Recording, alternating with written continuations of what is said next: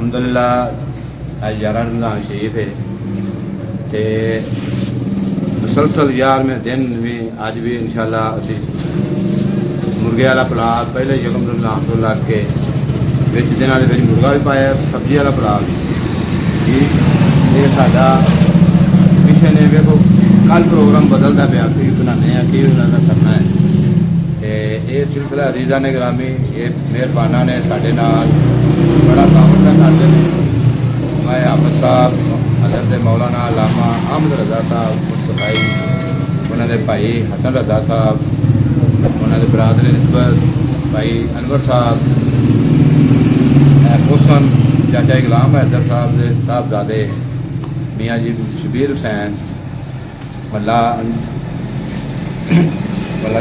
مسجد سیمیا والے کول یہاں کی رہائش ہے عزیزان گرامی میں یہاں کے کھیلنا پیا کوئی گل نہیں محبت پیار کے نال یہ بڑا تعاون کرتے ہیں یہاں کے نال محبت ہی کرنی ہے اسی بھی محبت کرنے ہیں یہ بھی میرے نال محبت کرتے ہیں کبھی اسی چاول پکانے ہیں سبزی والے چاول پکانے ہیں کبھی مرغے والا پلاو پکانے ہیں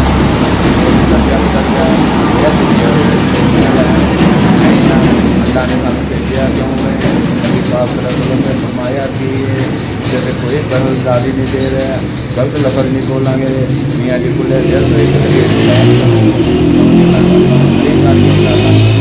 اللہ کے رسول کا ذکر کرو اللہ کے نال اللہ کے رسول نال محبت کرو محبت یہ نام ہے محبت یہ نام ہے انہوں کے گھر والوں منو انہوں صحابہ منو انہوں کے اہل بیت منو یہ سارا مننا ساڈا فرض ہے جب تنظیم محمد بندہ آ جائے تو سب کی خدمت کرنے والے ہاں اسی ابو بکر بھی ماننے ہاں عمر بھی ماننے ہاں حضرت عثمان غنی بھی ماننے ہاں حیدر قرار بھی ماننے ہاں اہل بیت بھی ماننے ہاں انہوں نے سارے صحابہ ماننے ہاں حسنین کریم کی گلاں کرتے ہو یہ سارا انہوں کا صدقہ جاریہ ہے اج مسجد فیضان مدینہ اج مسجد فیضان لسانی لگے اسی روزانہ سربت میں لگے پکا رہے ہیں روز کھانا پکانے ہیں بیمار بلا ناگا پکانے ہیں کوئی آر پار نہیں اس واسطے کوئی گل نہیں ہے محمد کی ہے کہ محمد سے وفا تو ہم تیرے ہیں کہ محمد سے وفا نے تو ہم تیرے ہیں. افطاری کا انتظام کرنے کے لیے تیاری کی جا رہی ہے انتظامات کیے جا رہے ہیں افطاری کے انتظامات کیے جا رہے ہیں. انور صاحب بڑی محنت اور کوشش کرتے ہیں ہر روز. شمس صاحب نے آج شکنجی بنائی ہے ورنہ روزانہ جامع شیریں بنایا جاتا ہے.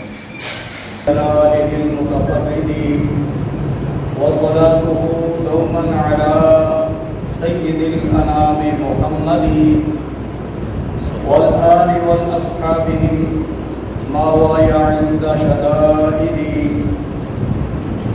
اما بعد اعوذ باللہ من الشیطان الرجیم بسم اللہ الرحمن الرحیم.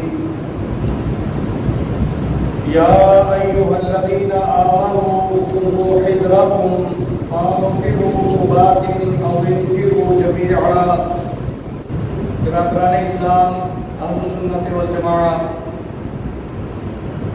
ہمارے سلسلہ درس قرآن ماہ رمضان میں جو آیات ہم تلاوت کر رہے ہیں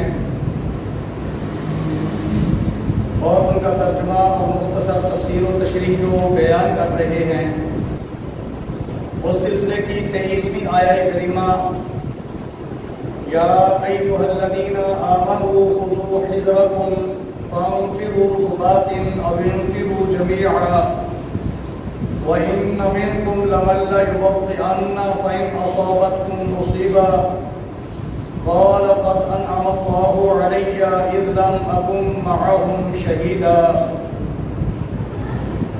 اللہ سبحانہ و تعالی ارشاد فرماتا ہے یا ایھا الذین آمنوا، اے ایمان والو، خذوا حذرکم، اپنی احتیاط کر لو، یعنی اپنے ہتھیار پکڑ لو، اسلحہ ساتھ لے لو۔ حذر کا معنی لغوی طور پر بچاؤ کا ہے، کیونکہ اسلحہ ہتھیار بچاؤ کے لیے ہوا کرتے ہیں، اس لیے یہ ارشاد فرمایا خذوا حذرکم، اپنی احتیاط کر لو، اپنی تیاری کر لو۔ مراد یہ ہے کہ سامان جنگ ساتھ لے لو۔ فانفروا،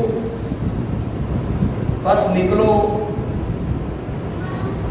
نفر کا معنی جہاد کے لیے نکلنا ہوتا ہے، تو ایمان والوں سے کہا گیا کہ جب تم جہاد کے لیے نکلو تو احتیاط کے ساتھ نکلو، اسلحہ ہتھیار سامان ساتھ لے لو۔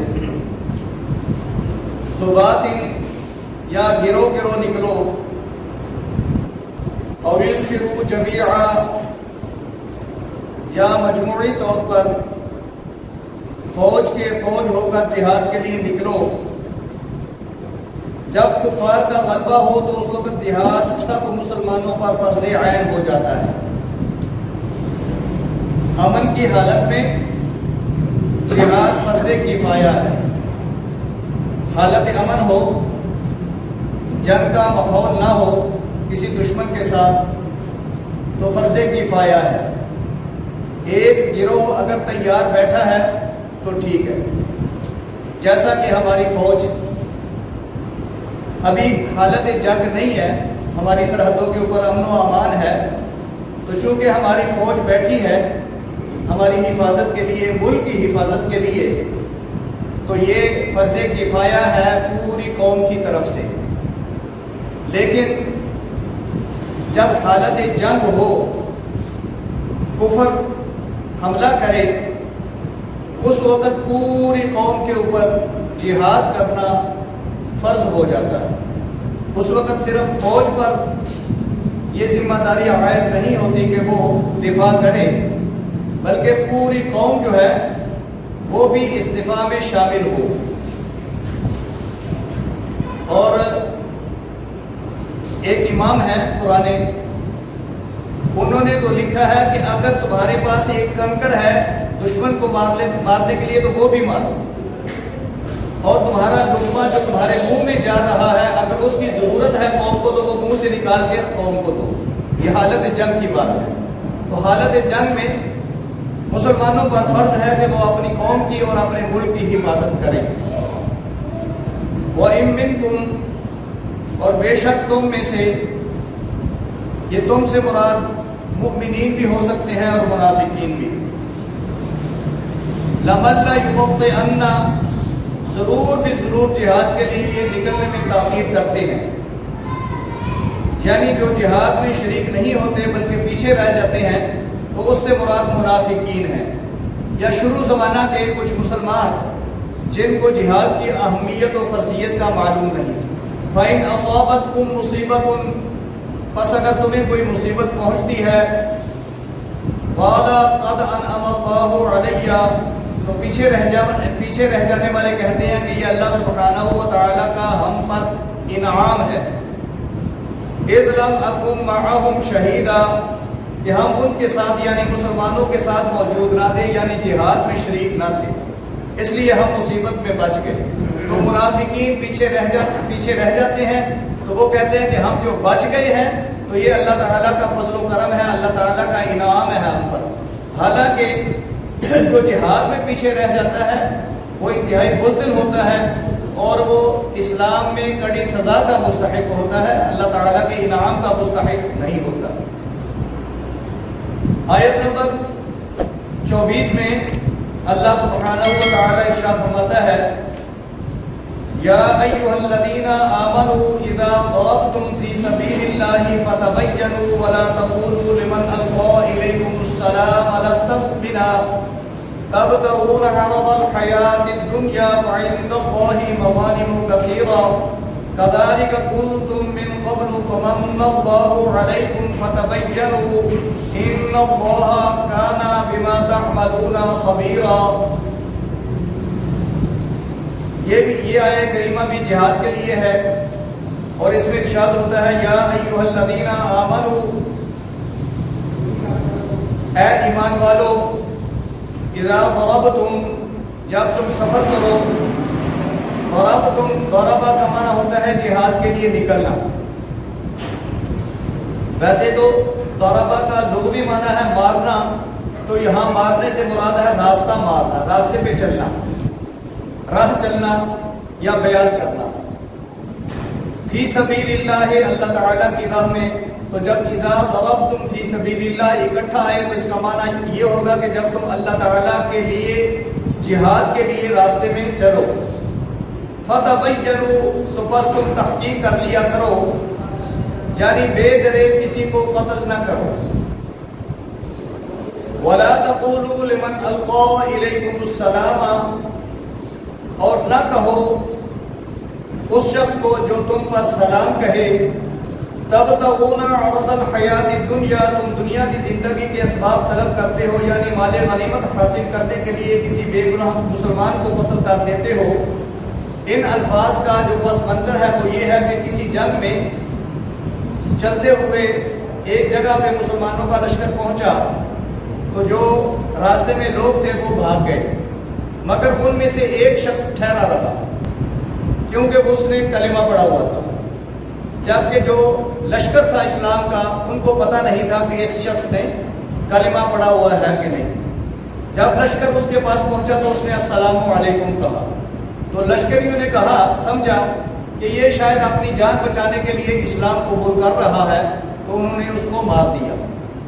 تو ان کے بارے میں یہ حکم ہے فتبینوا، کہ تم اطمینان کر لیا کرو، وضاحت کر لیا کرو کہ یہ جو شخص بول رہا ہے یہ مسلمان ہے یا نہیں مسلمان. تو ہمارے لیے یہ حکم ہے کہ جب ہمیں کوئی بندہ کہے کہ میں مسلمان ہوں تو ہم اس کا اسلام قبول کریں، اس کے لیے نشانیاں نہ پوچھیں. کوئی بھی شخص اگر ہمارے پاس آ کے کہتا ہے کہ میں مسلمان ہوں تو ہمارے لیے لازم ہے کہ ہم اس کو مسلمان تسلیم کریں. تو یہی حکم ہے. فَعِندَ اللَّهِ مَغَانِمُ كَثِيرًا، بس اللہ تعالیٰ کے پاس بہت سی غنیمتیں ہیں. كَذَلِكَ كُنْتُم مِّن قَبْلُ، حالانکہ تم بھی اس سے پہلے ویسے ہی تھے، یعنی جب تم نے اسلام قبول نہیں کیا تھا تو تمہاری جان بھی خطرے کے اندر تھی.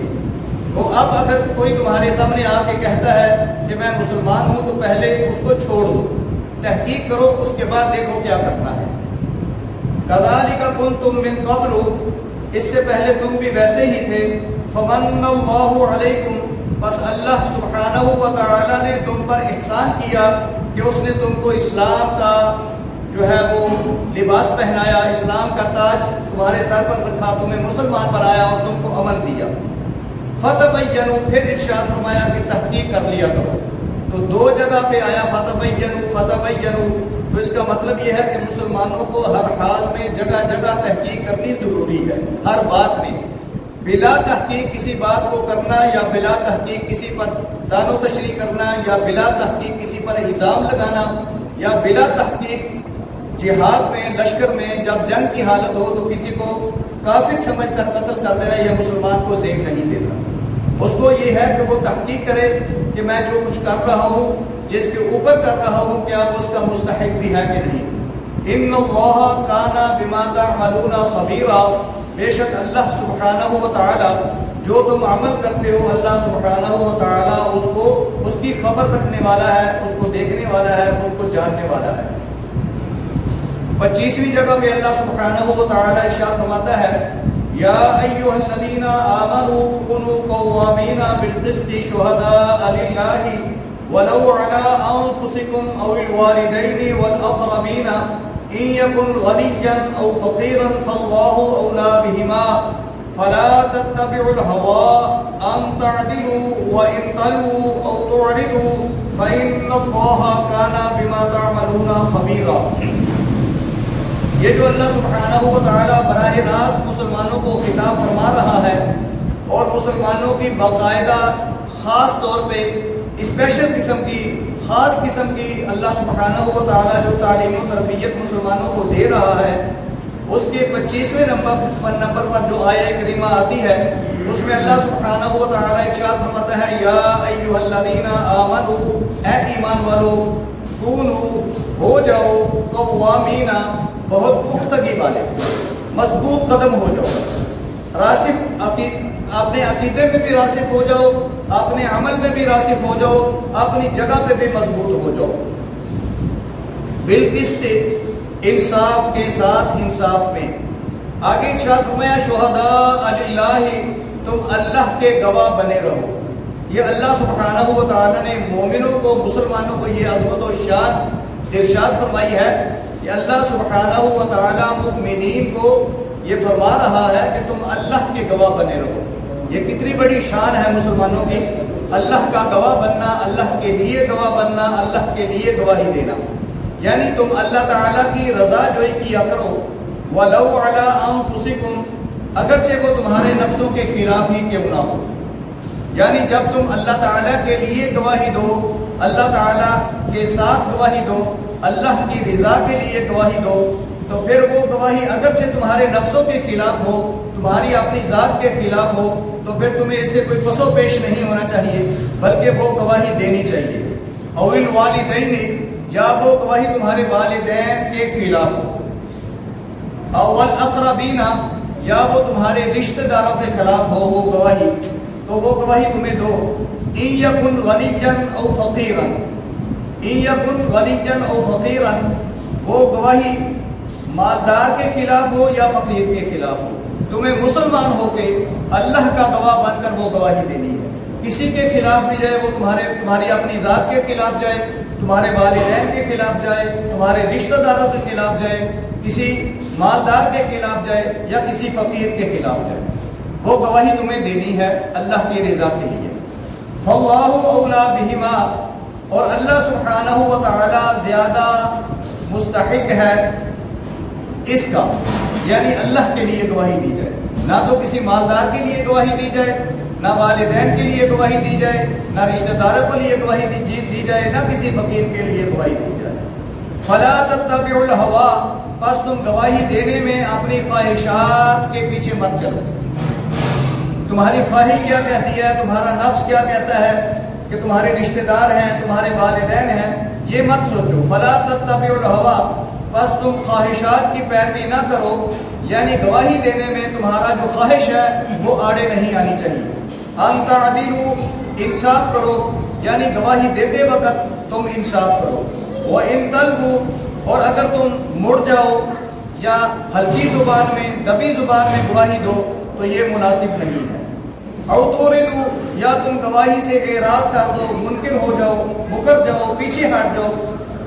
فَإِنَّ اللَّهَ كَانَ بِمَا تَعْمَلُونَ خَبِيرًا، بس اللہ سبحانہ و تعالیٰ تمہارے عمل کی خبر رکھنے والا ہے۔ یہ مت بھولو کہ تم اگر گواہی سے مکر گئے ہو یا تم کسی اپنے رشتہ دار کے حق میں گواہی دے رہے ہو اور گواہی میں تم ڈنڈی مار رہے ہو تو اللہ سبحانہ و تعالیٰ تمہیں جانتا نہیں ہے۔ تمہارے ہر عمل کو اللہ سبحانہ و تعالیٰ جانتا ہے اور اللہ سبحانہ و تعالیٰ تمہارے عمل کی خبر رکھتا ہے۔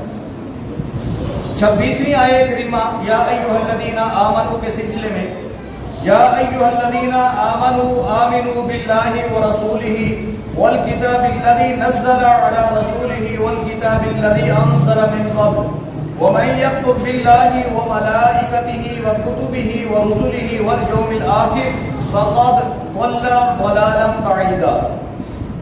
حضرات گرامی، یہ آیہ کریمہ اس وقت کے ان مسلمانوں کے بارے میں نازل ہوئی جو زیادہ تر یہودیت سے جنہوں نے اسلام قبول کیا، کیونکہ کچھ چیزیں ایسی تھیں جو سارے انبیاء کرام میں مشترکہ رہی ہیں، جو حضرت موسیٰ علیہ السلام کی شریعت میں بھی جائز تھیں، نبی اکرم صلی اللہ علیہ وسلم کی شریعت میں بھی چلتی رہیں، اور حضرت سیدنا عیسیٰ علیہ السلام کی شریعت میں بھی وہی تھی۔ آدم علیہ السلام سے لے کر کچھ چیزیں ایسی ہیں جو تمام انبیاء کرام علیہ الصلوۃ والتسلیمات کی تعلیمات میں مکمل اور مسلسل چلتی آ رہی ہے، اور کچھ ایسے معاملات تھے جن کے اندر اسلام نے ابھی کوئی حکم نہیں دیا تھا، تو حضرت عبداللہ ابن سلام یہ بڑے عالم تھے یہودیوں کے. انہوں نے نبی اکرم صلی اللہ علیہ وسلم کی خدمت میں آ کر عرض کیا کہ یا رسول اللہ صلی اللہ علیہ وسلم، ہم خدا پر یقین رکھتے ہیں، آپ کو اللہ کا رسول مانتے ہیں، قرآن پاک کو اللہ تعالیٰ کی کتاب مانتے ہیں، اور حضرت موسیٰ علیہ السلام کو مانتے ہیں، تورات کو مانتے ہیں، اور حضرت عزیر علیہ السلام کو مانتے ہیں. باقی ہم کسی چیز کو نہیں جانتے، یعنی باقی انبیاء کو نہیں جانتے. تو ان کے بارے میں یہ ارشاد ہوا، یا ایھا الذین آمنوا، اے ایمان والو، آمینو، پورا پورا ایمان لاؤ. یعنی اسلام جو کہتا ہے، اب تم اسلام میں داخل ہو گئے ہو، اب جو اسلام کہتا ہے وہ مانو. تو پورا پورا اسلام یہ ہے کہ تم آدم علیہ السلام سے لے کر نبی آخر خاتم النبیین صلی اللہ علیہ وسلم تک جتنے بھی انبیاء کرام علیہ الصلوۃ والتسلیم ہیں، ان سب کو مانو. ان میں سے جن انبیاء و رسول پر کتابیں آئی ہیں ان کتابوں کو مانو، ان کی تعلیمات کو مانو، ان کو سچا جانو، پھر تمہارا اسلام قبول کیا جائے گا. ادروائز جو اسلام ہے وہ تمہارا اسلام نہیں ہے. تو اللہ تعالیٰ ارشاد فرماتا ہے، یا ایھا الذین آمنوا، اے ایمان والو، آمنوا باللہ، خدا پر ایمان لاؤ، یعنی اللہ سبحانہ و تعالیٰ کی ذات و صفات پر ایمان لاؤ، ورسولہ، اور اس کے رسول پر ایمان لاؤ، یعنی نبی اکرم صلی اللہ علیہ وسلم پر ایمان لاؤ. آپ کو آخری نبی مانو اور نبی اکرم صلی اللہ علیہ وسلم کو انبیاء کرام علیہ الصلوۃ والتسلیم کا خاتم مانو. والکتاب الذی نزل علی رسولہ، اور اس کتاب کو مانو جو ہم نے اپنے رسول پر نازل کی ہے. نزل، اس کا معنی تنزیل ہے، یہ لفظ تنزیل سے بنا ہے، اور تنزیل کا معنی ہے آہستہ آہستہ اترنا. چونکہ قرآن پاک 23 سال کی مدت میں بتدریج آہستہ آہستہ نازل ہوا، تو یہاں پہ نزل کا لفظ جو ہے وہ ارشاد فرمایا گیا. آگے ہے والکتاب الذی انزل من قبل، اور وہ کتابیں جو نبی اکرم صلی اللہ علیہ وسلم سے پہلے نازل ہوئی ہیں ان کو بھی مانو. تو انزل کا معنی ہے ایک ہی بار نازل کر دینا. قرآن پاک کے بارے میں ہے آہستہ آہستہ نازل ہونا. پہلی کتابوں کے بارے میں ہے کہ ایک ہی بار نازل کر دینا. تو پہلی جتنی بھی کتابیں ہیں اللہ سبحانہ و تعالیٰ نے وہ ایک ہی بار ان کے نبی کو دے دی ہیں، صاحب کتاب کو، جن کو اللہ سبحانہ و تعالیٰ نے وہ کتاب دینی تھی، جن کو کتاب عطا فرمانی تھی، ایک ہی بار ان کو کتاب دے دی، یک مشت اکٹھی. اور جبکہ قرآن پاک جو ہے وہ آہستہ آہستہ ضرورت کے مطابق نازل ہوا. یہ نبی اکرم صلی اللہ علیہ وسلم کا مقام و مرتبہ ہے کہ اللہ سبحانہ و تعالیٰ نے یک مرتبہ آپ پر کتاب نازل نہیں فرمائی، بلکہ ضرورت کے مطابق آہستہ آہستہ کتاب نازل فرمائی، تاکہ نہ تو نبی اکرم صلی اللہ علیہ وسلم کے لیے مشقت ہو اور نہ امت کے لیے مشقت ہو کہ سارے کے سارے احکام ایک ہی بار کرنے پڑ جائیں. آپ دیکھیے کہ جو شراب کا حکم ہے وہ بھی اللہ سبحانہ و تعالیٰ نے تین چار بار میں اس کو حرام فرمایا ہے. یکدم اللہ سبحانہ و تعالیٰ نے اس کو حرام نہیں فرمایا، اس لیے کہ وہ عربیوں کی گھٹی میں پڑی ہوئی تھی. عرب جو تھے اس کے بغیر تو رہ ہی نہیں سکتے تھے. تو اللہ سبحانہ و تعالیٰ نے پہلے اس کی برائی بیان فرمائی، پھر دوبارہ بھی اس کی برائی بیان فرمائی. پھر آپ سن چکے ہیں کہ اللہ سبحانہ و تعالیٰ نے ارشاد فرمایا کہ جب تم نشے کی حالت میں ہو تو پھر نماز نہ پڑھو اور مسجد میں نہ ہو. تو اس کے بعد جا کے اللہ سبحانہ و تعالیٰ نے اس کو حرام فرمایا. تو اس طرح قرآن پاک کے جتنے بھی احکامات ہیں وہ آہستہ آہستہ نازل ہوئے ہیں، تاکہ امت کے اوپر جو مشقت نہ بنے اور امت جو ہے وہ آہستگی کے ساتھ، آسانی کے ساتھ ان کے اوپر عمل کر سکے. تو حضرات گرامی آگے ارشاد فرمایا وَمَن يَكْفُرْ بِاللَّهِ، اور جو اللہ سبحانہ و تعالیٰ کا انکار کرتا ہے، یعنی اللہ سبحانہ و تعالیٰ پر یقین نہیں رکھتا یا اللہ سبحانہ و تعالیٰ کی صفات کو نہیں مانتا، وَمَلَائِكَتِهِ، یا اس کے ملائکہ کو نہیں مانتا، وَكُتُبِهِ، یا اس کی کتابوں کو نہیں مانتا، وَرُسُلِهِ، یا اس کے رسولوں کو نہیں مانتا، وَالْيَوْمِ الْآخِرِ، یا قیامت کے دن پر یقین نہیں رکھتا، فَقَدْ ضَلَّ ضَلَالًا بَعِيدًا، تو بس وہ یقیناً پرلے درجے کا گمراہ آدمی ہے. تو ایمان کے لیے جو ایمانیات کی بنیادیں ہیں وہ ضروری ہیں. اللہ سبحانہ و تعالی ہمیں مکمل صحیح طور پر ایمان لانے کی توفیق عطا فرمائے، مکمل طور پر ایمان کو تسلیم کرنے کی توفیق عطا فرمائے۔ اللہ سبحانہ و تعالیٰ نے جتنے بھی ایمانیات رکھے ہیں، اللہ سبحانہ و تعالیٰ ہمیں ان پر ایمان رکھنے کی توفیق عطا فرمائے اور ہمیں اپنے ایمان کی حفاظت کی توفیق عطا فرمائے۔ سبحان ربک رب العزت عما یصفون وسلام علی المرسلین والحمد للہ رب العالمین۔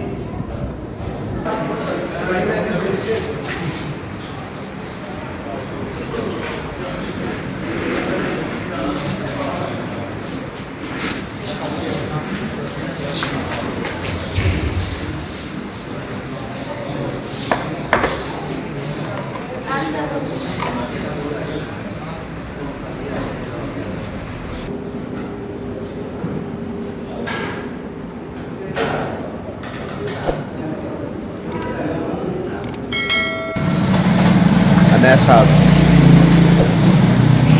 آج کی ہماری یہ ویڈیو اگر آپ لوگوں کو پسند آئی ہو تو لائک کریں، شیئر کریں اور ہمارے یوٹیوب چینل شبیر لاسانی کو سبسکرائب کریں اور اپنی قیمتی رائے کمنٹ باکس میں ضرور دیں۔